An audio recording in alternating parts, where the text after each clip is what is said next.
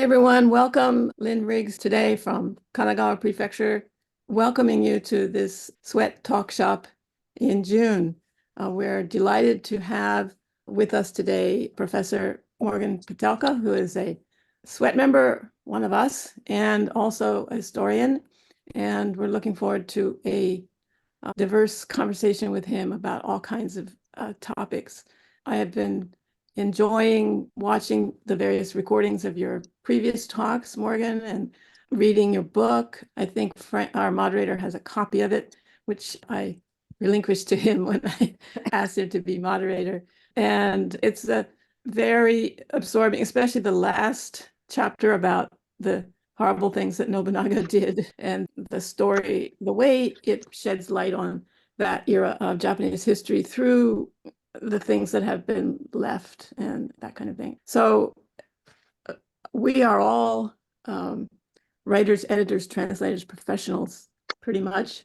There are academics among us, but we're most concerned with how we can improve the quality of information coming out about Japan, both in terms of the substance and the style and the presentation. And almost every time we get together, that's our main concern. But it's very diverse because we all work in different fields. And I think you probably will have seen the results of some of our labors here and there, but it's a long process. Sweat has a history of almost 45 years now, and the accumulated results of wordsmiths' efforts can be seen everywhere. That's anyway, the wordsmiths' efforts to improve the actual words that we put out. I think that's what we're always trying to do. And that's based on whatever knowledge and skills and positions, so perspectives we can get. And we're constantly trying to add to that. And I think your experience on that will help us a lot. And so looking forward to this very much. And thank you, Frank, for taking time out of your busy schedule to be moderator for this and help us draw out Morgan on various topics of interest in fields that you are very familiar with from your work. I'll turn it over to you. Thank you. Thank you, Lynn.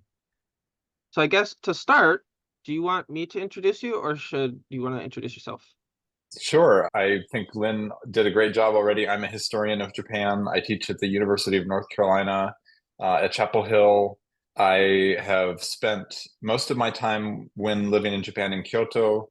My areas of research are ceramics, the tea ceremony, and then more recently, samurai and cities. I'm a pre-modernist, and I tend to work mostly in the Sengoku and the early Edo periods, although you have, as is true for translators, you have to do everything that someone asks you to do. Next week, I'm giving a lecture about the three most important aspects in the US-Japan relationship. We all work very broadly. Are the three most important aspects in the US-Japan relationship? Good question. I'm going to talk about history, security and diplomacy, and culture and business. So big, broad areas that I can fit lots of things under. Is that open to the public or? No, it's actually a training session for K-12 teachers from all over North Carolina. It's a professional development seminar about Asia, and I'm doing the little Japan piece, I think. Oh, that sounds super interesting. To be a K-12 teacher in Georgia. Okay, that's the perk. I would like to start just with a little bit about yourself in terms of why Japan. What interested you in the beginning of Japanese studies, and what keeps you going after all these years in academia doing just Japan stuff? Yeah. Thanks, Frank, very much for agreeing to chat with me and for preparing questions and everything. I really appreciate you taking the time. And I also just want to say at the start that I've been so enjoying learning about Sweat and about the work that you all do just from the time that I've been a member. I was informed of the existence of the organization by Louise Court, who's on the call, who is my dearest teacher and mentor. And I wish I had known 25 years ago. I can't even imagine how much immeasurably better my work would have been if I had known all along there was a group like this to brainstorm so many issues that I probably got wrong because I tried to power through them by myself. But anyway, thank you all for coming. So I have a pretty funny early exposure to Japan that I think is unusual, which is that when I was a kid, my mother managed 2 movie theaters in Northern California and they were hippie art house movie theaters, and they used to show a lot of Kurosawa films. And as a kid, I liked those movies more than I liked the regular American movies. And my favorite actor was Mifune Toshiro, which made me a real weird kid in the 80s. And so I just always had this interest in Japanese culture from seeing those movies. My father is a potter, and I learned to make ceramics as a kid and have been involved in ceramics my whole life, which is how I got to know Louise. And so those things have both bubbled up in my work, the history of ceramics and the history of the samurai. It's funny, Frank, that you ask how you stay focused on it or how you keep at it, because what did happen for me, and I wonder if this happens for all of you as well, is eventually it became work. It was no longer an object of fascination. It was just what I did and what I do in a 9 to 5, Monday to Friday kind of way. So when I read novels for fun, I don't usually read novels from Japan anymore. There was a time when I did, and now I range more widely. But visiting Japan, since I don't have the pleasure of living there, of course, never gets old. And now I take more pleasure in the things that used to be really difficult, looking at primary sources, trying to read old letters and original documents from the 16th and 17th centuries. Those are deep pleasures now that I look forward to. So this next year, actually, I have a research leave after being chair of my department for 5 years. And I get to, every day, I get to go into the office and look at old obscure documents from the 17th century. I can't imagine anything more exciting. So I'm really looking forward to that. That sounds super cool. How is your 17th century Japanese? Is it doable or is it? It is built on an enormous pile of dictionaries, and it exists through doing, right? I, of course, have studied Bungo and Kanbun, and I also studied Chinese and classical Chinese, took document training seminars at Kyoto University when I was a Kenkyusei there, and had a tutor for many years, a Japanese historian who worked with me on reading documents. But ultimately, it's just through project after project, powering through, trying to translate things, trying to read them, and then working with friends and colleagues in Japan who are really gracious about helping me to understand all the things that I don't understand. So yeah, but if I time traveled to the 17th century, I wouldn't do any better than Will Adams did in the You'd probably do a little miniseries. You'd do a bit better. You got the Japanese. That kind of connects to where I wanted to start this conversation, where you've spent 25 years studying Japanese history, 25 years in it. And even if it's become a little bit of work, the passion is still there to find out new things and stretch yourself and learn more. Where for most visitors to Japan, they're really interested in Japan, but their knowledge is at a super superficial level. For one of the larger projects to produce non-Japanese text about historical heritage sites and stuff, the tourism agency did a survey of about 300, 400 people in Narita Airport, asking them, do you know these Japanese words? And of course, most people didn't know Shinto or Shaji, but it was surprising that only 10-15% felt that they could actually define what samurai meant or what ninja meant. They had a concept of it, but they weren't I'm not prepared to tell you, Japanese person, what this means. And so there's a really lack of confidence, even though there's an interest. And I think that it's similar probably to many students who are not Japanese majors, not interested necessarily in Japanese studies and making that their thing, but are going to take a Japanese history 101 course or something like that. Have you taught those kind of classes before? If you can, could you describe some of the things that you think about when you're introducing somebody who is maybe just interested in history and it's Japanese history for the first time? Sure. Everything that, as an educator and a writer, that I do is calibrated with the audience or the reader in mind. And different kinds of projects from the inception of the project will be broader, reaching a much wider readership, or very narrow, reaching a very specialized readership. And so I think as writers, we always have to be very purposeful about adjusting what details we include to match the audience. And as someone who teaches writing, that's something I also try to help my students to understand that they have to do. So if I give a talk at a museum, for example, which is something I do a lot because I work on material culture, I know that in the audience, you will have a weird mix of art aficionados who know a lot about Japan and people who stumbled into the museum that day because it was hot and just ended up in this auditorium and they don't know why. So I feel like I'm talking to a big group of people who know how to do all of this just as well as I do. There's little tricks, like every time you say a word that we take for granted, like daimyo or Edo, you just pause and then translate it. And then my preference is to stick to the translation after that. So I'll say Edo, the shogun's capital. And then after that, I might just say the shogun's capital, right? I might only use Edo if I really need to. That's something that I think about a lot when I'm giving a lecture in a broad public place. In a classroom, it's easier because you have them for 14 to 15 weeks. And so you build up incrementally that expertise and that knowledge.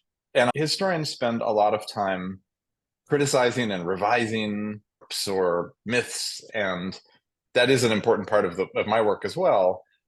But you have to build something up before you can tear it down. So in an intro class, I don't offer a critique of, let's say, sort of nationalist narratives of Japanese history, Nihonjindon kind of narratives of Japanese history at all, unless it's an advanced seminar. And even then, only at the end of the semester. What we're doing until then is we're learning the building blocks of Japanese history, and we're also learning how history works, what it means to study history. So it really depends so much on who you're talking to and who you're working with. And I think you're right that I shouldn't call it ignorance, but that lack of basic historical knowledge is the norm for most American students. One thing I will mention is that at UNC, and I think at many universities, more and more of our students are of Asian heritage. They're either second, third generation immigrants or they're recent immigrants. And students who come to the United States from China or South Korea, they know a lot about East Asian history. And they might have a take, they might have a position, of course. I do not have to tell them what Edo is. And so that adds an interesting new element. That's an exciting challenge. In that kind of situation, do you tend to focus a little bit more on somebody who has really no knowledge, or how comfortable are you with not necessarily leaving someone in the dark, but letting them pick up things from context in the class? Or if I say this 3 times, they're going to figure out I don't have to explain this in particular detail. Again, I think it depends on where you're teaching and who your audience is. UNC Chapel Hill is a really good state university. It's the flagship of our system. It's an R1 ranked research university. So the students are supposed to be among the best. And I think that gives us license to explain something once and then maybe circle back a few days later or a few weeks later and make sure people are on the same page as me. But I'm going to push. I'm going to keep pushing to try to get them to stay involved and be eager to catch up. So 2 of the classes I teach quite often, I teach a class called Ancient and Medieval Japan, which is a history class that covers Jomon to Sekigahara, basically. And then I teach a class called Early Modern Japan, which is mostly just focused on the Edo period, but which begins in Sengoku and ends in Meiji. So it has a little bit at either end. And they're not sequenced, so you don't have to take the first one before you take the second one. But I don't go back and explain everything in the second class. If you didn't take the first one, you're going to have to figure it out when you might understand a little bit less of what's special about the Edo period. But that's just the way it goes. Students have choices that they get to make, and I can't control that. That totally makes sense. Yeah, one of the things that we run into with signage projects is, let's say you're doing a series of signs for Himeji Castle. Do you explain every time who Toyotomi Hideyoshi is? Yeah. Or because you can't control who's doing that, or do you create some sort of epithet for him of the most powerful daimyo of the 1600s or something like that? Yeah. It's a challenge because you don't know who is going to be reading it. You don't know what order they're going to be reading it in.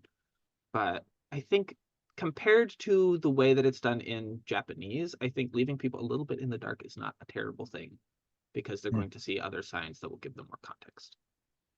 It's an opinion. Yeah. Based on what museums in the United States do, they leave a lot to the viewer, right? And of course, these days we all have supercomputers in our hands. So if we want to look things up, we can look things up. But I think that most museums do a really elegant job of providing an initial sign or didactic that gives you a pretty deep background that most viewers actually just walk past, right? but the ones who really care about the topic will take the time to read. And then there's just enough information on the card next to each object that you can keep track of what everything is, but you can go deeper if you want to. And I think that's a great model for historic sites as well, because it's a shame if there's no opportunity to get a deeper explanation, but most people aren't gonna, they're not there to read, they're there to look and to experience the feeling of being in the castle halls. And there's no way they're gonna, if you take too much time writing beautiful prose, they're not gonna read it. So yeah, it's a real dilemma. I think that kind of ties to the subject of your book, right? Because not to be flippant, but there's not actually a lot there to see, right? Today, yeah. Yeah. There's a lot of history in that spot, but there's not a lot. If I go there, I'm looking at mostly open space. And so how do you, if you could describe in the book how you brought that history alive and how you think about, particularly with material culture, but like when there's no humans specifically in front of you and there's nothing that you can really look at, how do you make that history feel real? Archaeology is a pretty vibrant field in Japan, as I'm sure it's not uncommon when you're reading Japanese newspapers to see articles about archaeological discoveries on the front page. That doesn't happen in the New York Times, right? It's really special and it's distinctive. And the star is always the ancient prehistoric periods, right? Yayoi and Kofun stuff. But historic archaeology, or research done on periods from which we also have historical records, all the way up to the 20th century, is also pretty robust. And in my area of late medieval history, there's all this incredible archaeological work in Japan, and it's not very well reflected in the English language writing about Japanese history. Historians have tended to be much more focused on documentary evidence, on archives. And so this town, which Louise Court on the call introduced me to, is one of the best archaeological sites for studying urban centers from the late medieval period, from the Sengoku period, basically. And so I'd been visiting there for many years and collecting these archaeological reports that archaeologists publish, and also talking to archaeologists there, visiting the research center, looking at objects. And they're very technical. So archaeological reports are not usually translated into English, which is a shame, but they're almost like scientific reports. And so there's a big barrier. So part of the work that I did for many years was just getting to know all of that research and trying to figure out what elements I could translate into stories about the past and about the people who lived in this town. And the spin, basically, Frank, was to say objects are a really powerful way of telling stories about people's lives, and that people's lives from the late medieval period matter and are different in different places. That was the basic pitch, right? So we can always go to museums and learn about people's lives in Kyoto or Kamakura, because those are the big capitals of the medieval period. But I wanted to argue it's worth the effort to study and learn about the lives of people who didn't live in those capital cities, but who lived in provincial centers. And so I start the book with an anecdote about a woman who comes into Ichijodani because she's having abdominal pains, and she seeks out a doctor. She sees the doctor. He diagnoses her. He prescribes medicine to her using a Chinese textbook about medicine. She pays him, and then she goes back to her village, and he carries on with his day. And I then explained, this anecdote is completely made up. There's no documentary evidence of any such incident occurring, but we have all the material culture. We have a doctor's residence. We have all the objects that he used in mixing and prescribing medicines. And we even have these fragments of the Chinese book about medieval Chinese medicine. So we know he had that resource in his shop. So it's very likely that a story like the one I told did actually occur. It was just a kind of fun and playful way to try and get readers to put themselves in the shoes, or the wooden clogs, as it were, of someone walking through the city of Ichijodani in the 16th century, and to get at the lives of regular people.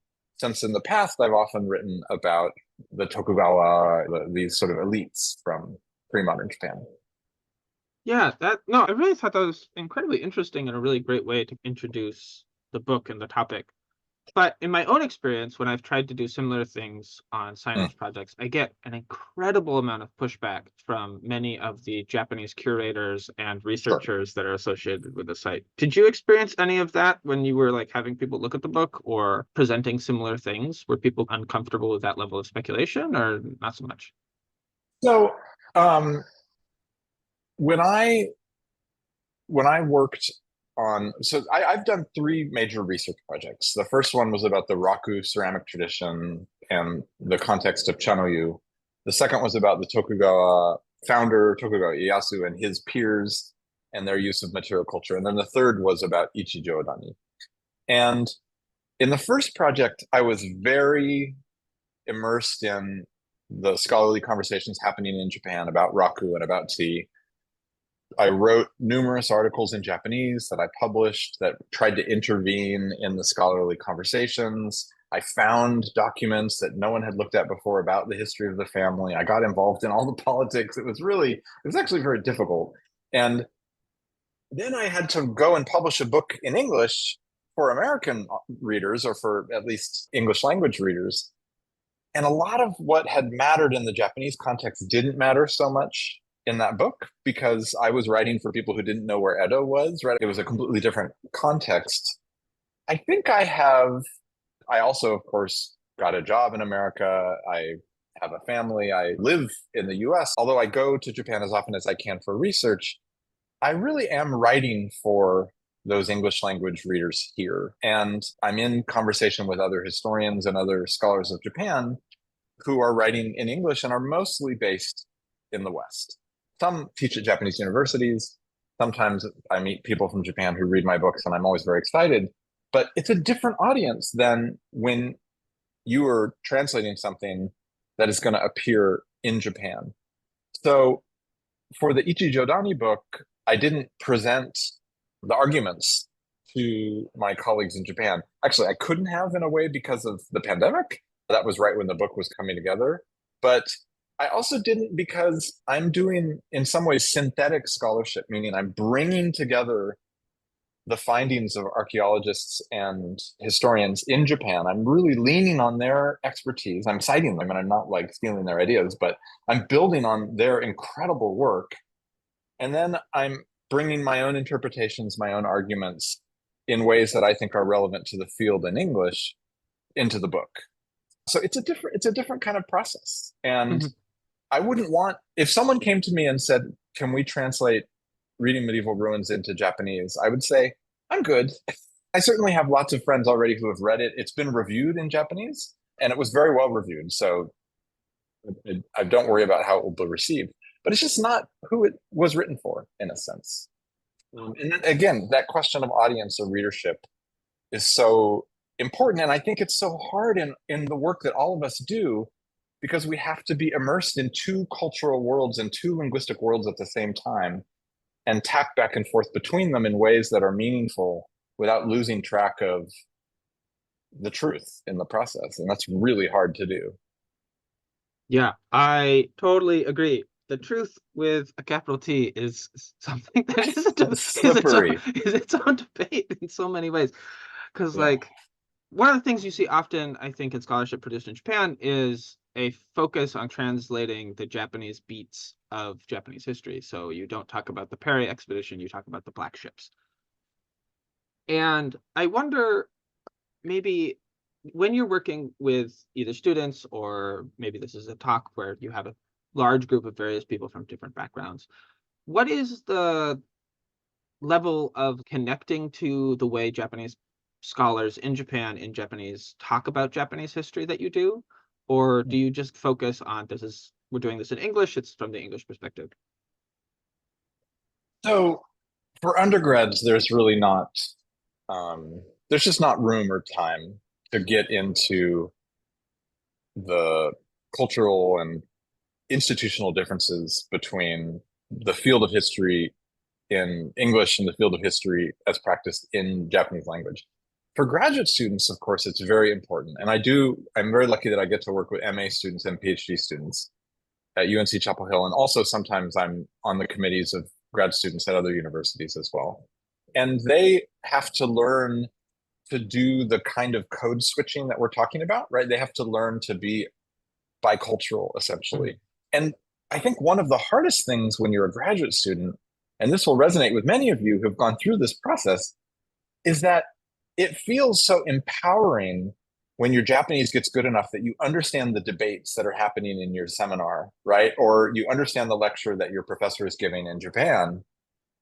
And then you want to say, this must matter. So I'm going to inject all that detail into my writing in English.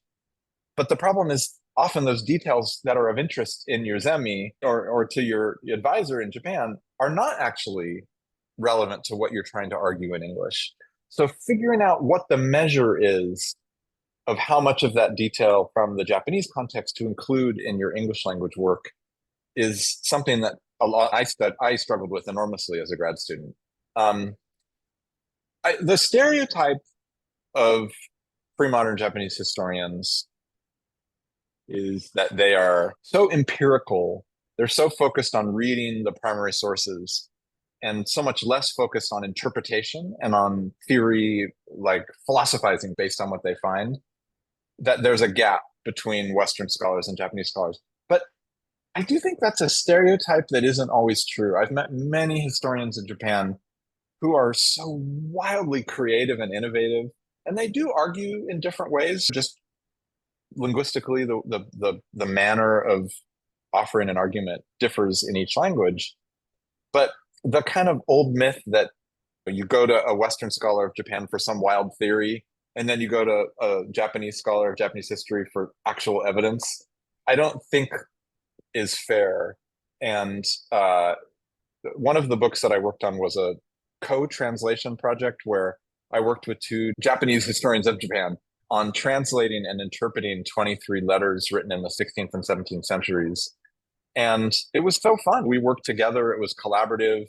And I was more in charge of the English translation part. And Tanimura-san, my main collaborator, was more in charge of making sure we got the reading of the difficult Japanese original text right. But we had to be on the same page about every word.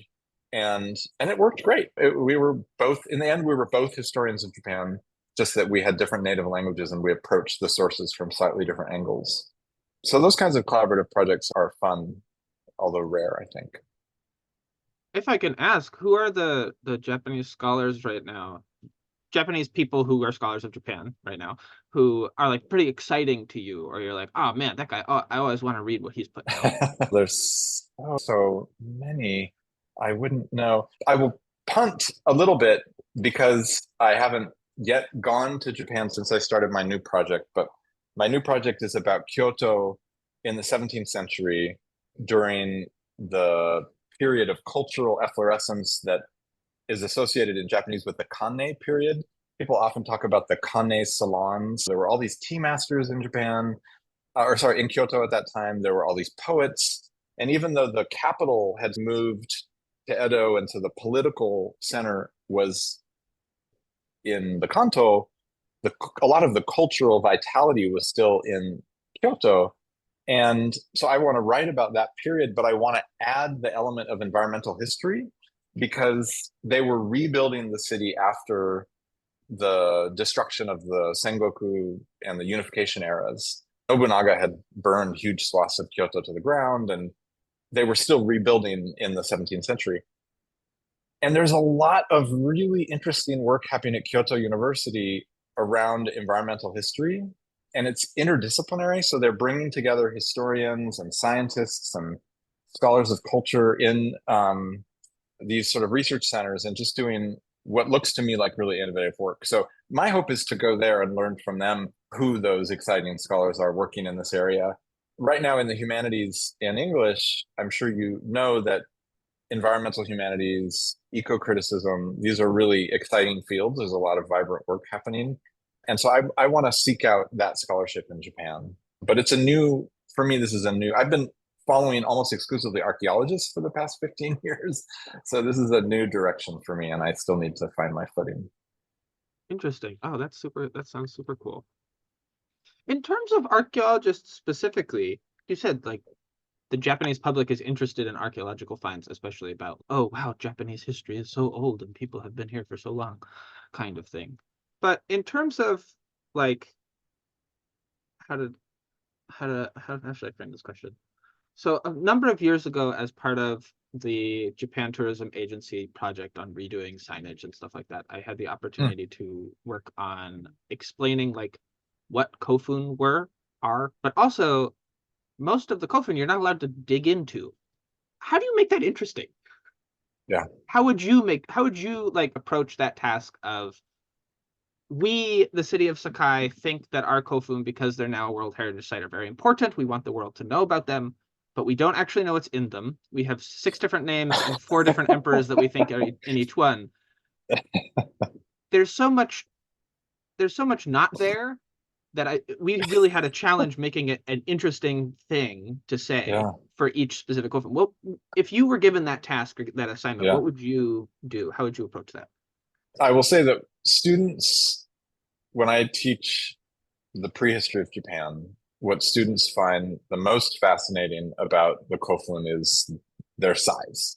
And so there are some graphics that people have made online that compare the largest kofun to other great earthworks of ancient civilizations around the world. So if you can create an image where you have a kofun that's abstracted and pulled out of the ground, and then you have a pyramid, and then you have a giant mound from the Americas or some other huge ancient earthwork project, and you can see in volumetric terms just how massive and incredible those structures were in Japan.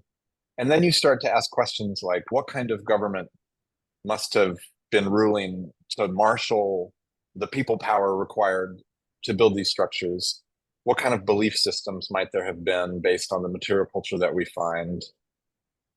I think students they're impressed by the size, right? Because they've grown up their whole lives seeing the pyramids and thinking, here are the greatest monuments of ancient human culture. And to start thinking that we find different but relatable monuments in other parts of the world as well, including Japan. That's one pathway in. Mm-hmm. But I think one of the ways this relates to Ichijodani very clearly is that if you go and you look at the governmental guidance for the discipline of archaeology, it actually requires archaeologists who receive state funding, which is almost all archaeologists, to not only excavate and analyze material culture, but to publish or disseminate their findings in ways that will be interesting to the public, including the use of reconstructions.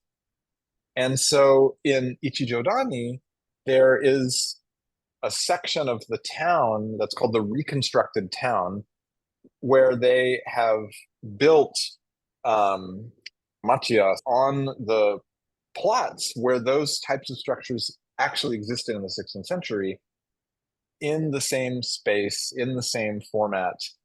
And you can walk into these buildings and see the difference between a samurai residence or a urban commoner residence, the different types of toilets, the different types of wells. And there's a part of me that always finds that a little hokey, but it's mandated. It's considered an important part of the job of archaeological institutes and centers. And I think it's exactly because of the dilemma that you've raised, Frank, which is that otherwise there's not any there, right? People need to see something when they go to a site. And reconstructions are, for better or worse, the primary answer. If you have enough cool stuff that you have excavated and reassembled, you can display that as well. So archaeological museums will show teapots and buildings that have been reconstructed based on the original findings. But all of those things are so highly mediated, right? It's not the same as when you go to a museum and you see an original that is unbroken and has been passed down through history. So that's a challenge for archaeologists. And I do in the book, criticize a little bit the way that Ichijodani handles this problem, because the city or the prefecture really, they focus a lot on the vibrancy of daily life, but they largely ignore the catastrophic war that destroyed the city. And I think each of those is more powerful when the two are put in conversation with each other. The vibrancy of daily life was curtailed by the violence of Nobunaga. But instead, they leave out the violence of Nobunaga part because it's a cleaner story to just focus on. Look at how Japanese in the past lived like Japanese in the present. These are our ancestors and we feel a kinship to them. Let's ignore the fact that they killed each other, right? And that worries me a little bit. I think that's a kind of historical erasure.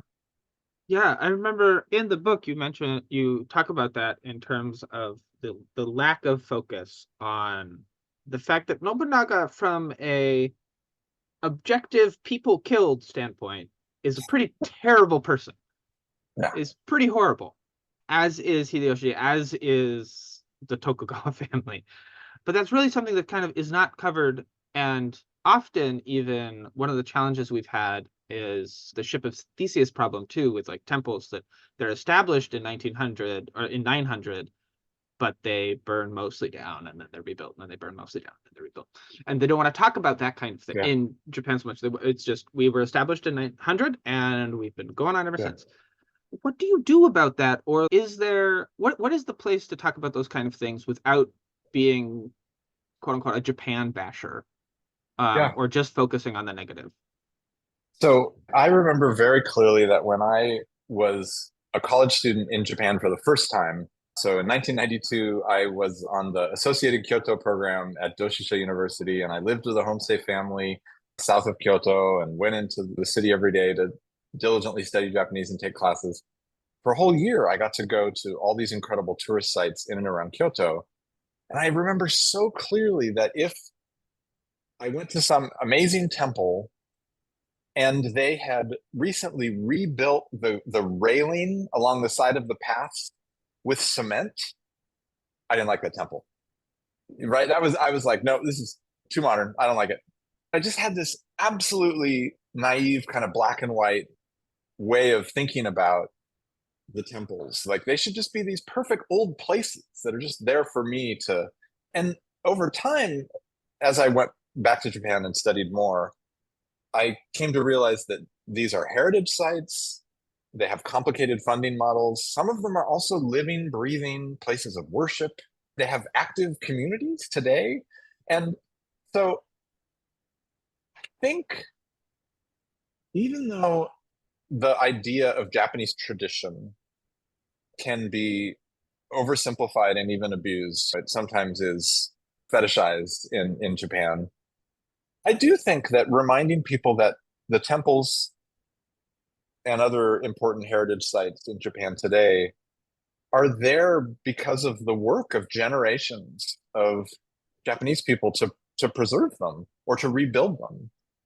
And that takes money and labor and effort, and people's lives are invested in that work, and that they're not just these magical objects that are there for your pleasure as a tourist. I don't know. I'm not sure that tourists can be made to understand those relationships, but just the idea that there are real communities around those places, I think, is important. Whenever Japanese temples or other heritage organizations are willing to surface their communities to show off the people who are involved in them, I think that's really healthy. And it's something that I think they're a little loath to do, right? They don't want the real people to be part of the public facing image. And I don't know why that is, but I wish there was a little more humanity injected into those sites, because then maybe visitors would understand that there's a social relationality embedded in every one of the heritage sites. They're not just objects. Yeah, I think the lack of humanity is something I really have noticed. There's a lot of focus on the quote unquote great men style of history, right, in Japanese historical studies, and not a lot of focus on the normies, the little guys, so much, which is challenging because, like, basically, to make a historical tourist site in Japan, you say Tokugawa Ieyasu came here when he was 15. Right. and you put a little statue or a little stone pillar, and then you're done. And then 20 years later, now inbound tourism is really big. So this is your spot that you show all the Japanese people. Yeah. It's like some guy 500 years ago came here. How exciting. But yeah, I think it's a challenge. And I think part of it is just like the way that Japanese people think about their own history versus the way that someone who is outside Japan looking in thinks about Japanese Definitely. history. Yeah. In terms of going back to the very beginning, and in terms of using Japanese terminology versus not using Japanese terminology, how, if you could explain in the book how you bridged the challenge between using a non-Japanese terminology is often criticized as being less precise and therefore confusing, but much easier for somebody who is not very knowledgeable. And so how do you bridge that gap when you're writing for both people who are not very knowledgeable and have a high level of interest, and then also fellow scholars?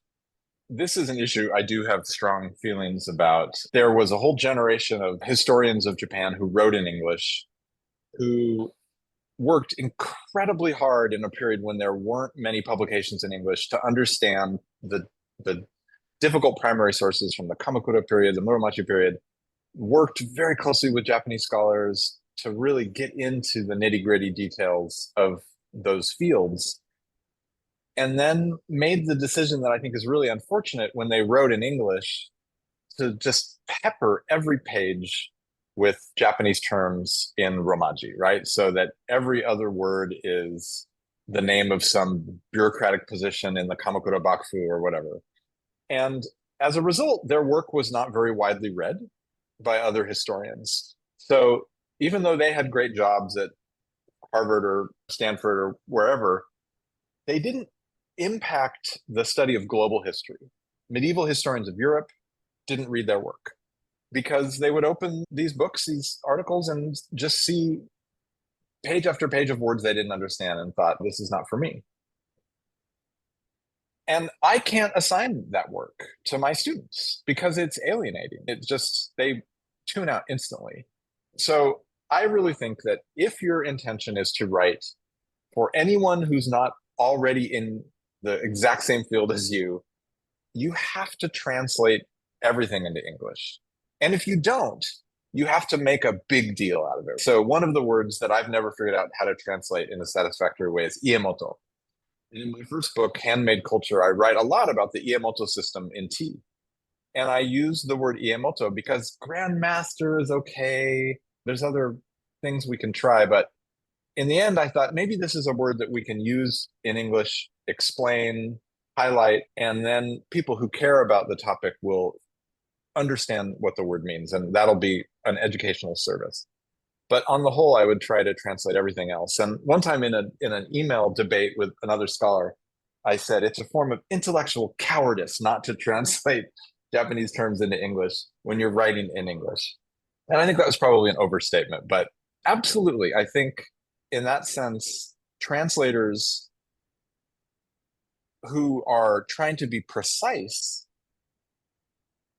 I think just need to take the risk and choose an English word that is effective in the communication context of whatever it is you're translating.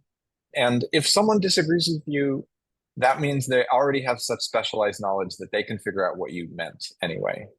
So I would rather take the risk and offer an English translation. I'm perfectly happy to put a Japanese term in parentheses in Romaji so that experts will know what I mean when I say household or whatever. But it's just a similar problem arises with kanji, having kanji in the text, right? Some English language readers, if they're reading a text and there's kanji in it, even if those kanji are in parentheses, they find it off-putting and they disconnect.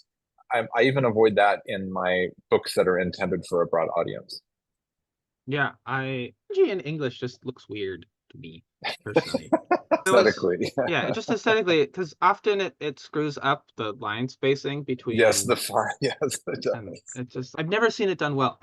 It's incredibly useful sometimes when when I'm reading the English, but I want to know the technical term because I'm going to have to talk to somebody in 3 days about the technical term. But one of the things I've noticed, and this is less history, this is more geography, but like the body of water that is in your photo that you are using as a background, I would probably call that a creek. If you just asked me, what is that? I probably would call that a creek. And that's obviously in the United States, if you're calling that a creek, a stream, a river, a creek, there's a whole bunch of different regional variants as well. But in Japanese, there's also a bunch of regional variants, and it's not necessarily standardized what a kawa is versus what a sawa is versus what a numa is. When translating those terms or explaining those terms to an audience, would you say it is better for the consistency to be one-to-one, where a numa is always going to be a wetland? Or do you actually look at the thing and think to yourself, if this was in my backyard, what would I call it in English? That's an interesting point. I think it depends on what your goal is. And I also think whatever you do, you should do it intentionally to create meaning. So, for example, when you're talking about a ceramic, the terminology that is used in Japanese is anthropomorphic. So you'll talk about the mouth, you'll talk about the hip, you'll talk about the foot of a pot. And I like to use those English terms when I'm describing ceramics in English because they're memorable, they make sense. And sometimes people will call them out and say, sounds like you're talking about a pretty lady or like that. And I'll say, actually, in the Japanese text that I'm reading, these are the terms that I find to describe the shape of a vase or a bottle or a tea bowl. And so I'm just trying to be consistent and translate some of that, the authenticity of the source into English. But it's also because it makes the description of the object more interesting and more pleasurable. Now that I'm working more in environmental history, this comes up a lot. How technical should I be when I'm talking about the geology, for example, of Kyoto? So I recently wrote an essay that tries to think about the practice of the tea ceremony in the 17th century in terms of the geology of what's called the Yamashiro Basin, which is the big basin that Kyoto and its suburbs are located in. And I talk about fault lines and geological processes. And I wanted to inject just enough of the specialized scientific terminology into the essay that people would know that I had done my research, but not so much that it would turn off readers who are historians and haven't studied geology. So trying to calibrate things the right way so you find that balance point. It also depends on the person, of course, but that's important to me to try to get right. Yeah, I totally agree. What was the conclusion of that essay? That we should pay more attention to geology, basically, that in terms of understanding clay and metal and the water table and the different traditional industries in Kyoto that rely heavily on water sources, the kind of process through which the Kyoto Basin came to be and the shape that it has historically matters and adds meaning to our understanding of history, basically. Interesting. I'll send you the reference sometime. Yeah, no, that'd be awesome. Because a lot of you must have heard of what a geopark, right? Yeah. It comes but I up, don't have experience. Yeah, please explain. Yeah, so like Japanese national parks and quasi-national parks, the big thing that's different between them and most national parks outside of Japan is that they were placed on communities rather than placed in places that didn't have any community. So like all of a sudden in 1923, I think, 4 locations like Unzen Mountain in Nagasaki is just like, yeah, we know you live here, but now it's a national park too, kind of thing. And geoparks are an extension of that, where it is the geology of the region has shaped human experience in the region. And so we need to protect the geology to also protect the historical ways of living in the area. But it's very big here, and I have never met anyone who has spent most of their life outside of Japan ever mention it before coming to Japan. Might be interesting as a secondary research thing to check out. I would love to learn more about it. Yeah.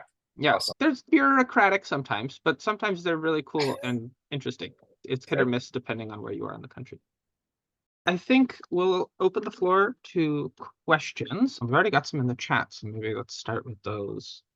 Yeah. Maybe we could start with the question from Brendan Crane. Brendan, do you want to say your question aloud, or shall I read it for you? Oh yeah, I can say it aloud. Actually, I can even turn on my camera. I'm just wearing a cute dinosaur apron, so no one laugh at me, please. Oh, good, you can't even see it. Let's see here. So I had two questions, and they both have to do with the topic that Frank picked up at the beginning about how to approach the task of educating people and engaging people who have essentially no backgrounds in Japanese studies. And on the topic of museum exhibits, I was wondering if there are any particular ones that stood out in your memory as having a really effective or interesting approach to that task. And also personally, I was wondering if there are any analogs you find yourself reaching for in seeking to explain particular objects or cultures. Great, thank you. As soon as I saw that you put these questions in the chat, I've been thinking about what my answers might be. And for the first one, I love museums and museum exhibitions so much that every time I go, I'm taking notes and taking pictures and just fanboy because I get so excited about objects and their display. But I also am critical of almost every exhibition that I see in a way. I always think they could be better. I have grown to understand over time through working with museums and being involved in some exhibitions just how hard it is because of the diversity of the audiences, the diversity of the political pressures on museums. It's practically impossible. I think that exhibitions that are in special places and that create a special atmosphere are really powerful. So the family that I wrote my dissertation about, the Raku family in Kyoto, they have this incredible museum, the Raku Museum, that is a really special place. And do I think that they are representing the history of the Raku tradition in the most empirically and accurate way possible? No. But they're a business, right? Their job is to make sure that their family business is successful. And are they doing that in the coolest way possible? Yeah. The honesty in their exhibition is getting us to be very impressed by Raku ceramics, which is very successful. So it depends on what the goal of the exhibition is. I'm currently working with the North Carolina Museum of Art in Raleigh on the first exhibition that they've ever held on any Asian topic, if you can believe that. And it's about the history of the samurai. And they have a very meticulous planning process where, this is getting to Jennifer's first question, every text that we write, it is already determined where it will appear in the exhibition. So is this the didactic next to a single display case? Or is this the panel at the beginning of a long run of cabinets? Or is it actually inside of a cabinet next to objects being displayed? We know all of that. And it allows you to carefully line up the language you're using with the visual and physical context of the display, which I just think is super cool. As translators, I know often you'll be given an Excel spreadsheet or a document that just says translate the left side to the right side, and you don't know what the place in the exhibition is going to be. That is so much harder. And I don't, unfortunately, have any tips or tricks there. I think it's essentially unfair of museums to ask translators to do that work without context, because the context determines a lot of how you spin the translation. Actually, on that note, I want to share an anecdote. Sorry, this is slightly unrelated, but it's a important museum story to me. The first time that I realized that exhibitions are often shaped by forces that don't have anything to do with scholarship was I was working on this big exhibition in the early 2000s of the work of Honnami Koetsu, the 17th century artist and calligrapher and potter based in Kyoto, that was going to appear at the Philadelphia Museum of Art.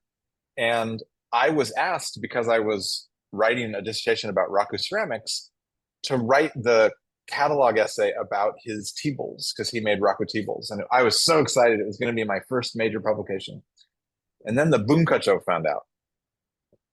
And they were providing some of the ceramics, right? They were involved because some of the objects were coming from Japan. And they said, no way some grad student from America is writing an essay about Honnami Koetsu's tea bowls for this exhibition. So I got kicked off that assignment. And instead I had to translate the essay by the scholar who worked for them, which was an essay he had published many times in many catalogs. It was just an old regurgitated story about Koetsu's ceramics.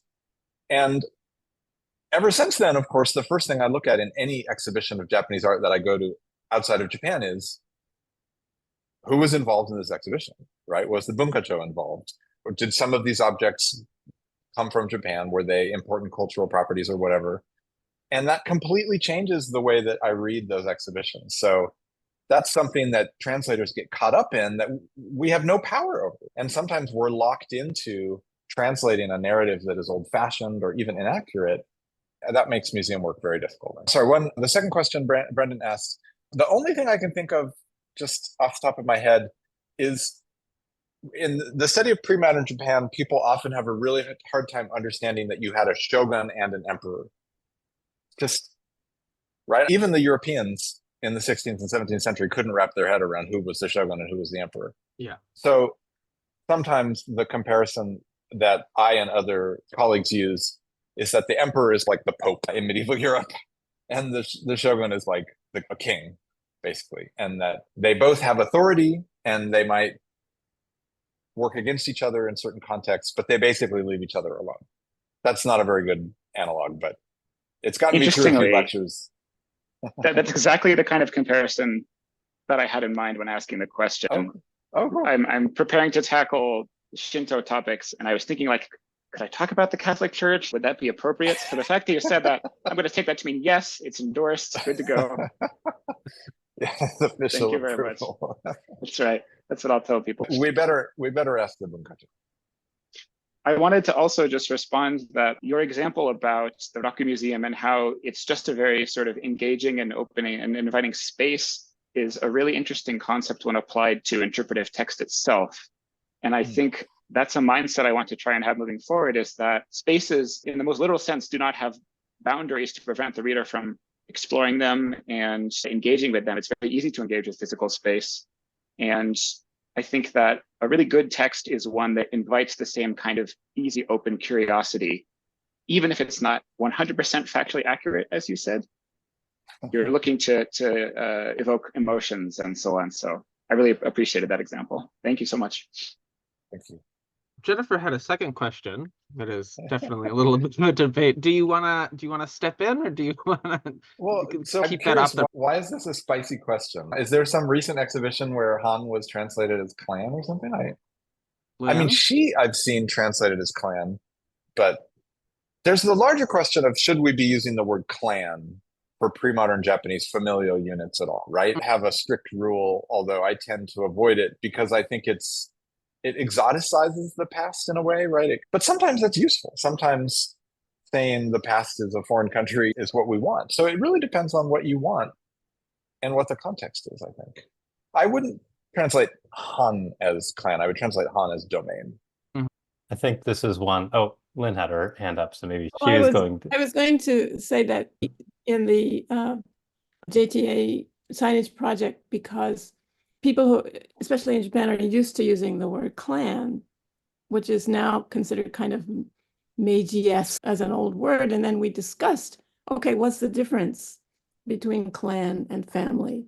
And Kate Nakai had advised me that clan was not accurate in the Edo period, and it may be okay for the ancient period for some families because of the structure of the actual lineage.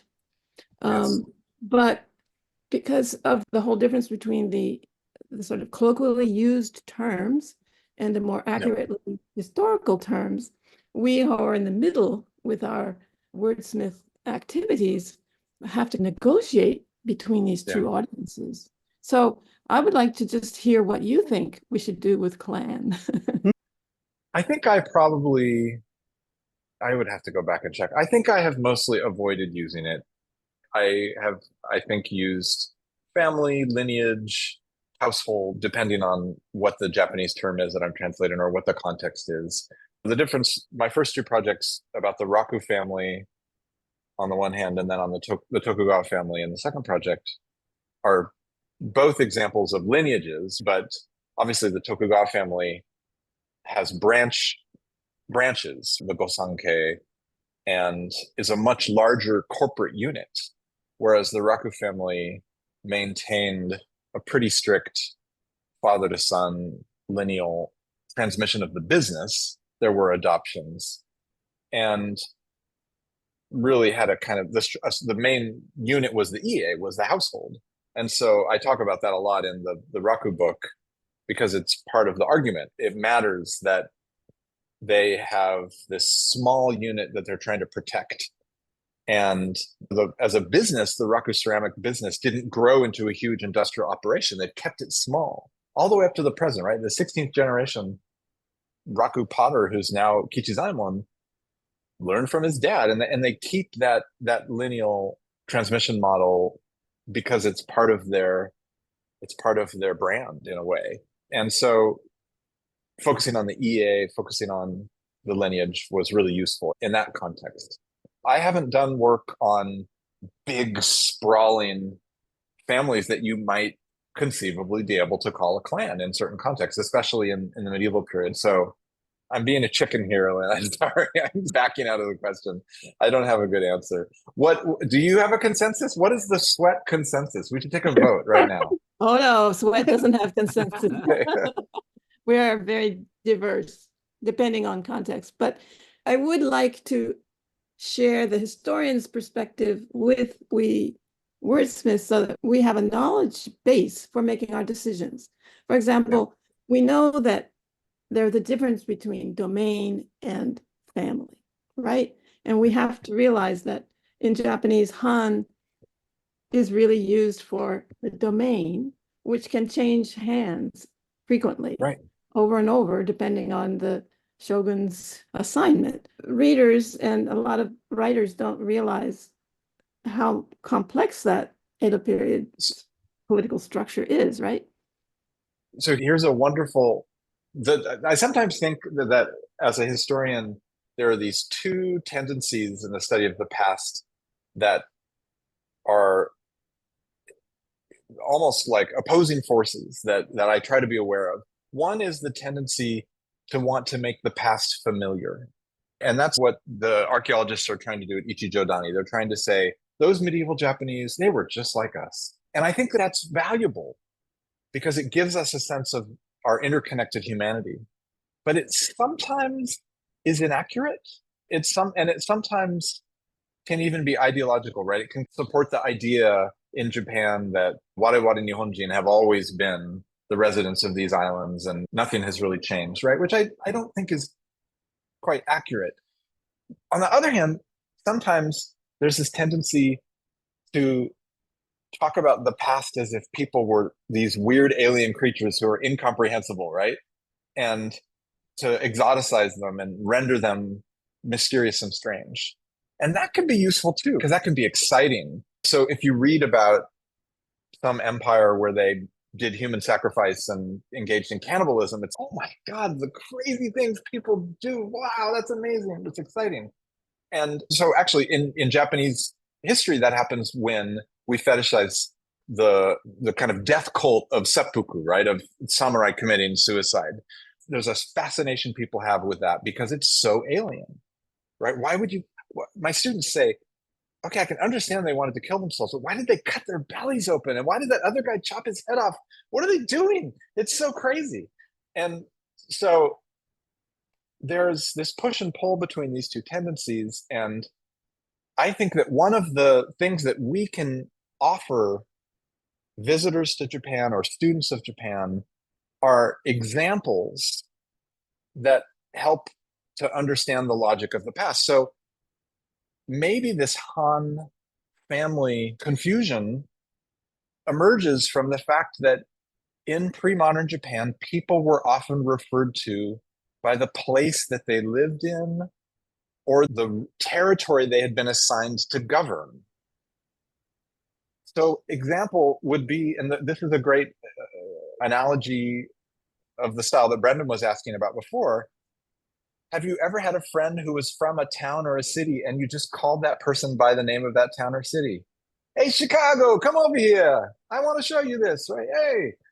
Hey, you guys could call me Chapel Hill, right? Hey, Chapel Hill, what do you think of this? It would be odd. We don't really do that in 21st century American English, but it at least makes a kind of sense. And so many documents that I read refer to an aristocrat by the name of their residence, or to a daimyo by the domain that they rule, right? And there's this slippage between the place and the person that is partially about the culture of politeness and not wanting to use people's names. And that's a wonderful moment where we can say, here's a practice that's really different, but it's recognizable. Let me help you to recognize it and understand it a little bit better. That might be part of where that question comes from.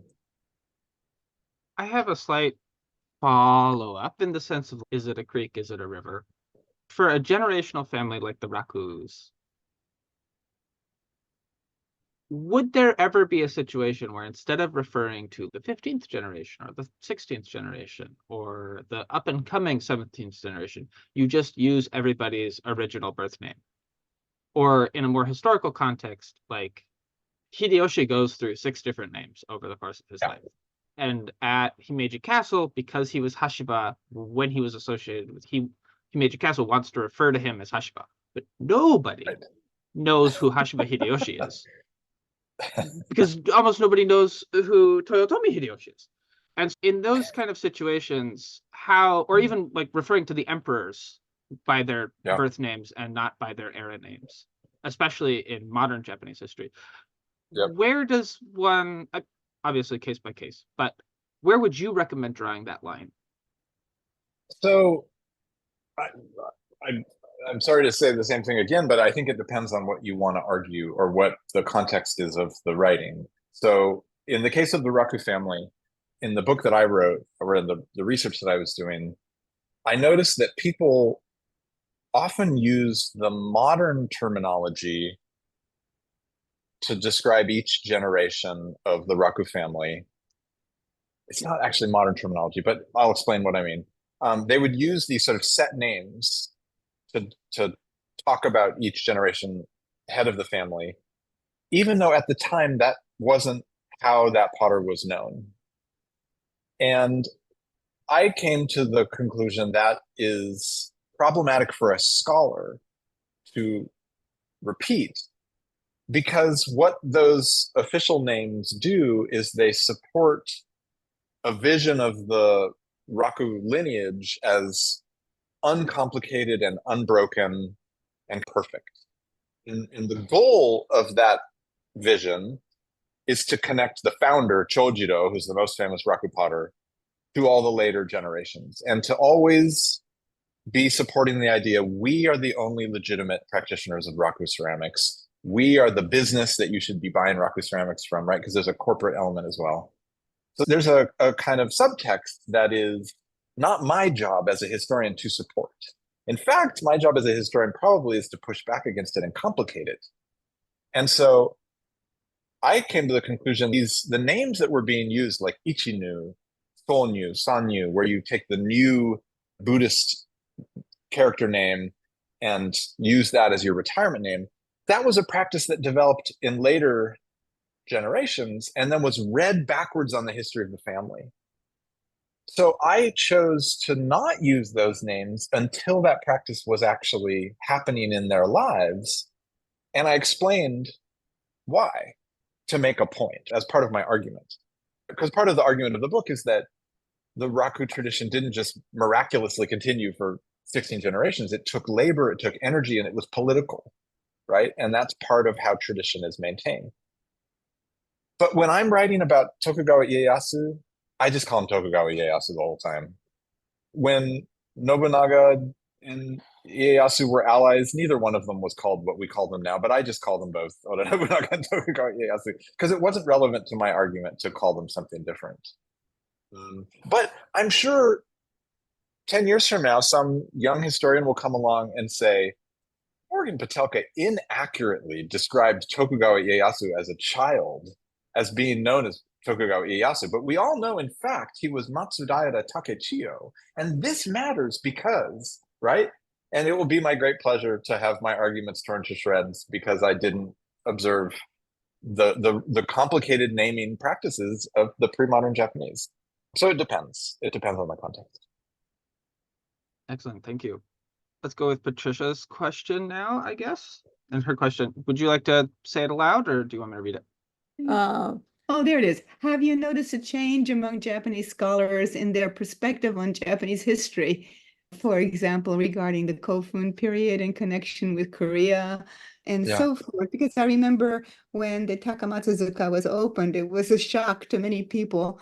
Oh my gosh, this is the same as the Korean tumuli, right? Yeah. But even more since then, afterwards, when you're reading about Japanese history, have you noticed a difference in interpretation? I think so. I think there is, on the whole, a more global outlook among Japanese historians today. They are better read in global history. More of the current scholars who are my age, who are in their 50s, who are a good place in their career at good universities, read some scholarship in English and go to conferences overseas. That was, I think, a lot less common in the 80s and 90s. There were some who did, but it was a real exception. I don't think in all the years that I was a graduate student, I ever met a Japanese historian who could speak English. I was working on the 16th and 17th centuries. The modernists certainly could, but for the pre-modernists, it was unusual. So I think on the whole, there's been a more global kind of drift, which is wonderful.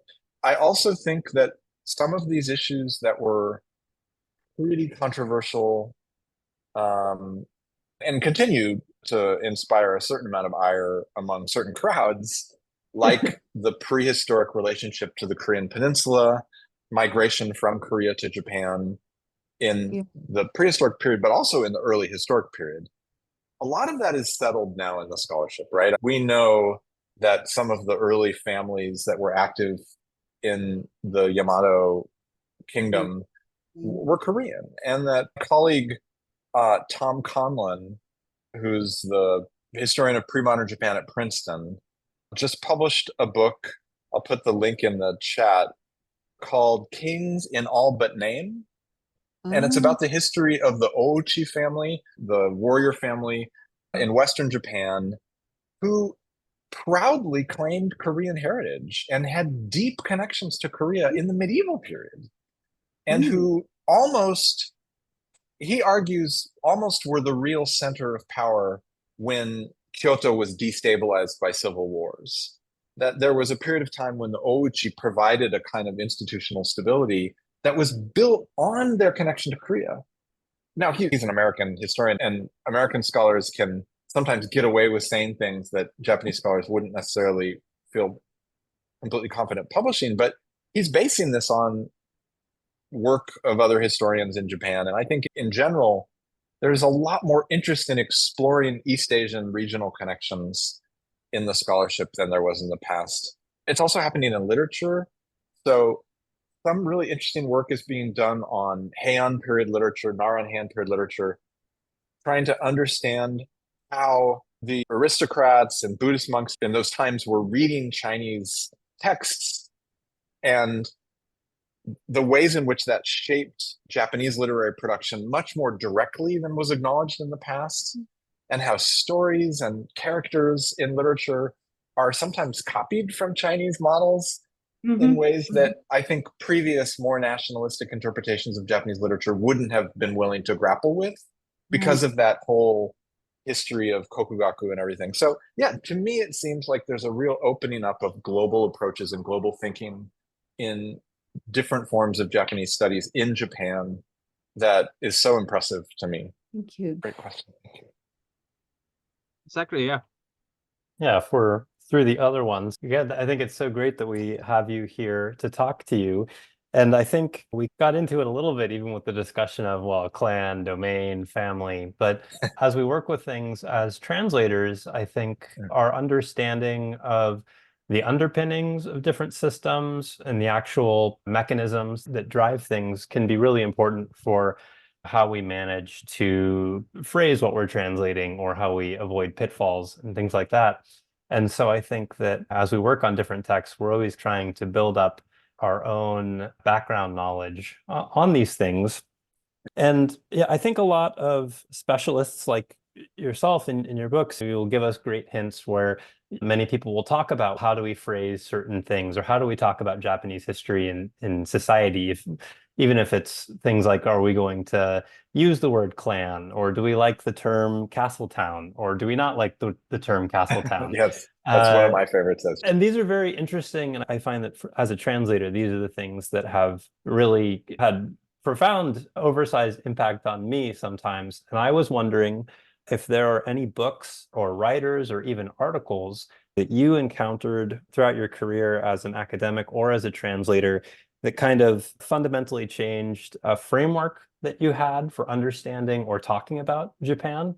And if you might share that with us, if there's something that comes to mind.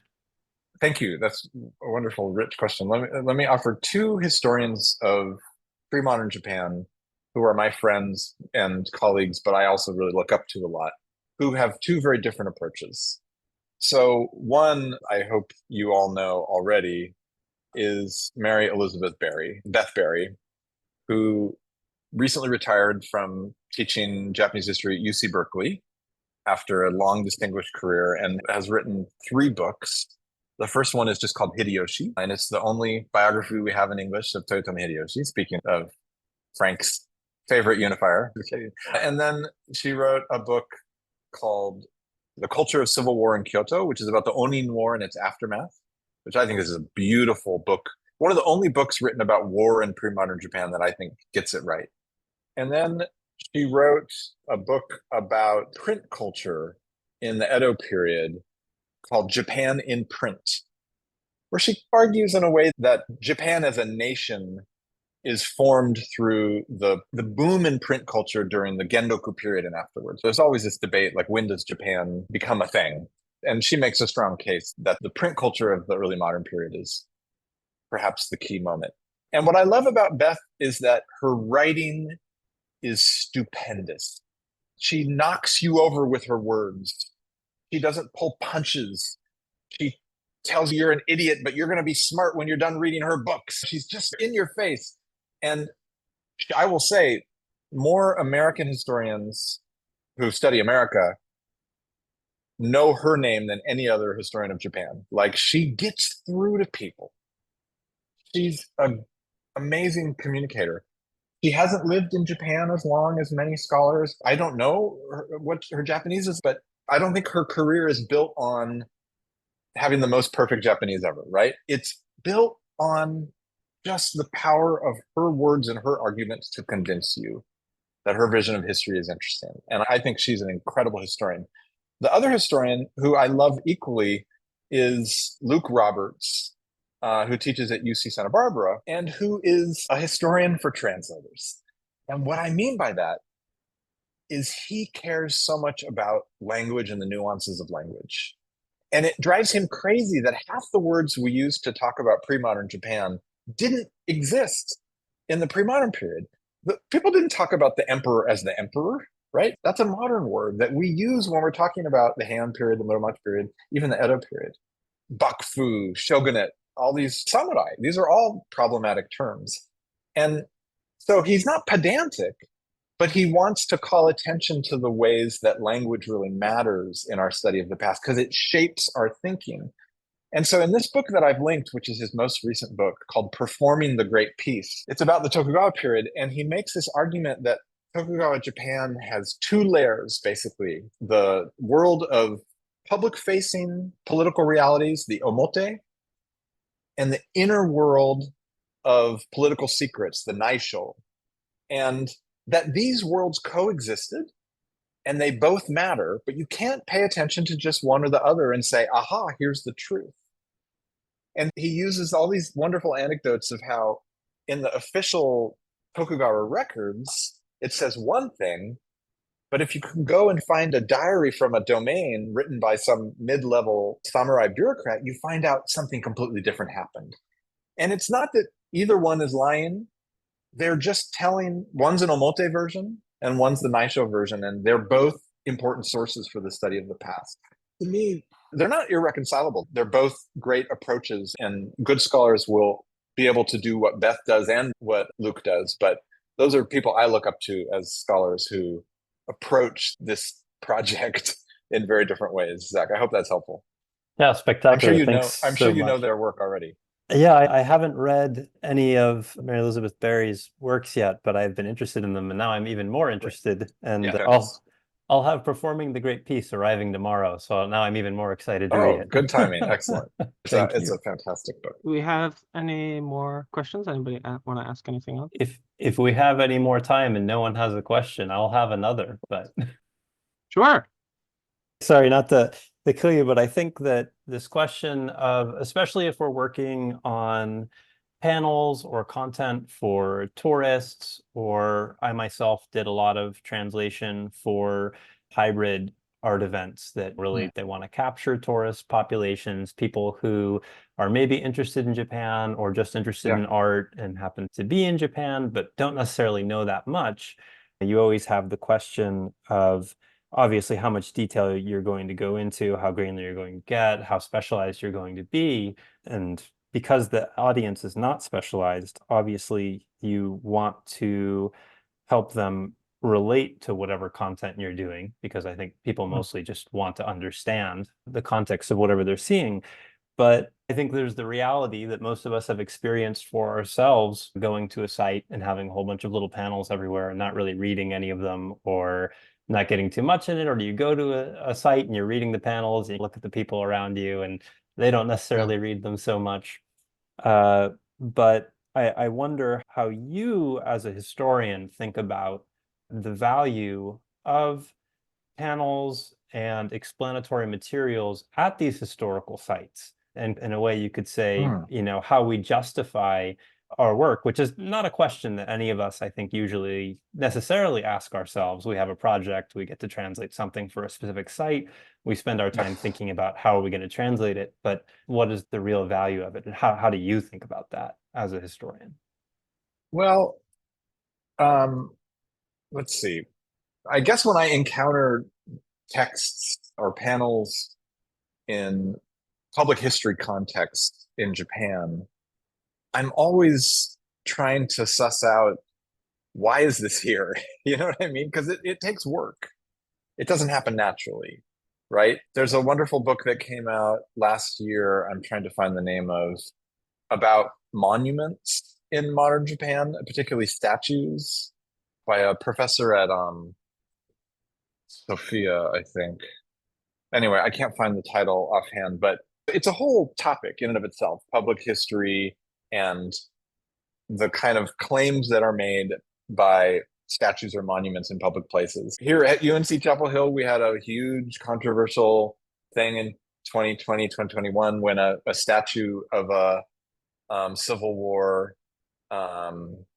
soldier that was erected in the 1930s in the context of anti-Black violence and racism was torn down as a part of these protests that were occurring in that period. And it was tense and difficult and complicated. And a lot of people were asking historians, what do you think of this? Isn't this erasing history?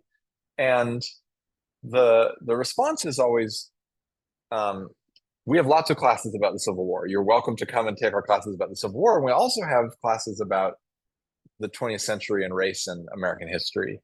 And this particular monument was not a monument to the Civil War, but a monument to the racism of the 1930s. So the community decided it needed to come down.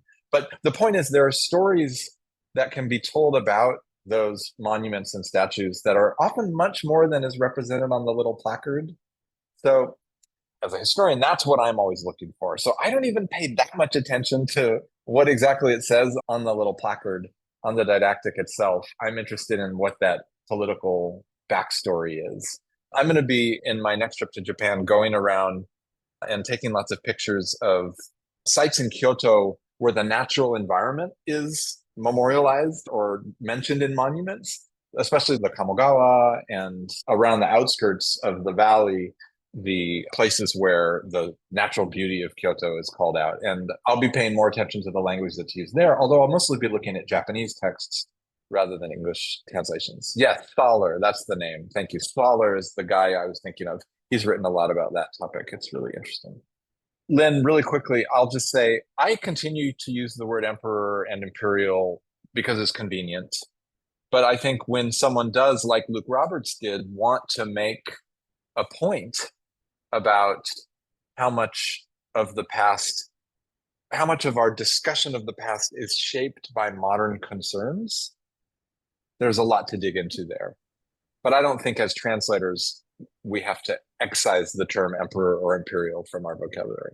Yeah, it's probably impossible because, of course, among our Japanese clients and authors, it's carved in stone, and any kind of non-use could even be disrespectful. So it's very difficult, but it does seem very strange to talk about imperial when talking about Heian period, Tenno, and that kind of thing. So it's one of the things that really bothers me. So yes. Oh, I found the book. It's called Men in Metal. Great title. Thank you. This has been really so interesting. I've learned a lot from the questions and comments, and I really appreciate the chance to get to talk with you all. Although, again, I think that any of you as a translator or a writer could be doing the same thing, and I would happily be in the audience and ask you questions. So I look forward to future events where I can learn from you as well.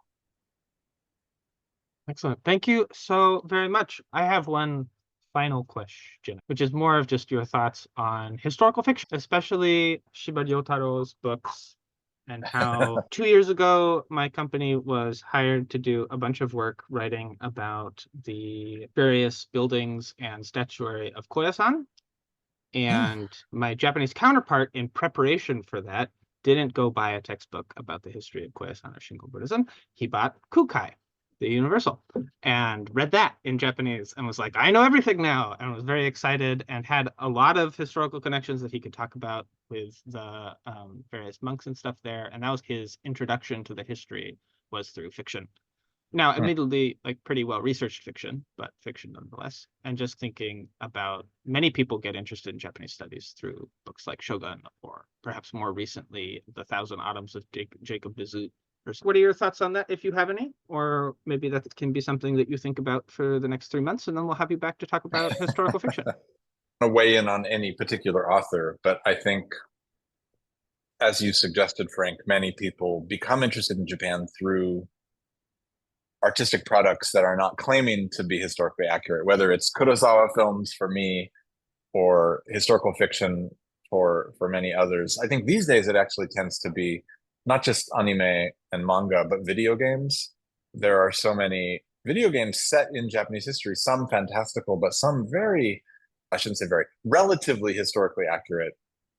Ghost of Tsushima, the new Assassin's Creed game, are examples. And I sometimes use those in my teaching, and we have a video game lab on campus where students can do a session playing one of these games after reading about them and learn the critical vocabulary of gaming studies and all these things. And actually, I've had some students, some of the most knowledgeable students I've ever had about the family names of pre-modern Japanese history, who know the names of all the Sengoku warlords and everything. It's from dating games. These games where you can play a Sengoku warlord and you date other Sengoku characters. And they learn the names and the domains and all these details. And so I had these students in the front row who I didn't expect to know who the Maeda were or whatever, who did. And it was thrilling. It was great. And when I asked them why, I found out it was because they had played these games. I think Japan's historic strength and influence in the arts, in cinema, and in fiction captures a lot of people, but its more recent strength in soft power pop culture industries, which, thank goodness for me, in terms of my classrooms, doesn't seem to be waning, pays a lot of our paychecks and will, I hope, continue. But it comes with its own challenges because there are all kinds of inaccuracies that fictional artistic products perpetuate about the past. In the recent Shogun drama, for example, I'll say something I said on that video, Frank, that you pointed everyone to, the panel that the Modern Japan History Association held. The actor who's playing Tokugawa Ieyasu in the new Shogun miniseries is wonderful, but the person who he's portraying is a fictional person. It is not Tokugawa Ieyasu. We do not know anything about Tokugawa Ieyasu's quote-unquote real personality. He left thousands of letters, but they're all cold, dry, bureaucratic letters. They don't tell us anything about his personality. They're land assignments and orders to his inferiors. It's not like he's talking about his inner life or subjectivity. And so the thing that we see on screen in Shogun is entirely fictional, even if a lot of the details are historically accurate. And so that means now I'm going to have students coming into my classroom and they're going to say, I understand that Ieyasu was a passionate but reasonable man because I saw the miniseries Shogun. And then I'm going to have to walk my students through criticizing that fictional representation and contextualizing it in a more accurate understanding of how we actually can study the past. Excellent. Thank you. That's a great little capstone, I think, to our talk. Thank you so much. Great. Do you have any events or any things that you're going to be on that you'd like to share and tell people about? Not at the moment. It's going to be a quiet summer, but I love chatting to people about these kinds of issues. I would love to have the chance to meet any of you in the future or hear more about your work. I'll be in Japan in the spring, in April, I think, for, I don't know, 3 weeks, hopefully 2 or 3 weeks. So if anyone's in Kyoto next spring, it would be great to meet in person. And yeah, thank you for all the work that you do. Awesome. Thank you so much. ありがとうございました。お疲れ様でした。